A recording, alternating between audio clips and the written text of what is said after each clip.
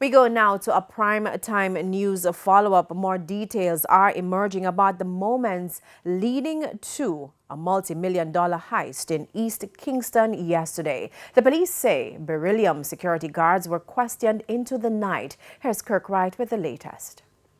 According to well-placed sources close to the beryllium security company, only 2 of the 3 guards transporting millions in a Toyota Probox motorcar were armed.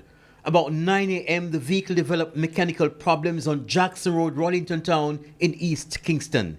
The men reportedly called for assistance, but a mechanic didn't turn up until about 3 hours later. Our sources say the mechanic, who was not armed, was in the process of repairing the vehicle when another vehicle drove up. A man alighted with a firearm, causing the mechanic to flee the scene. The armed guards, including the driver who was not armed, followed and ran away, leaving the money behind.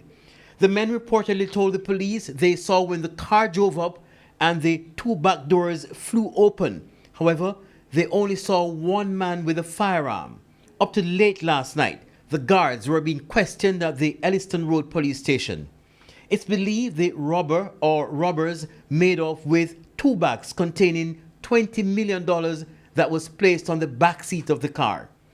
However, many are asking if the guards did in fact report that their vehicle with the money was disabled because of a mechanical problem.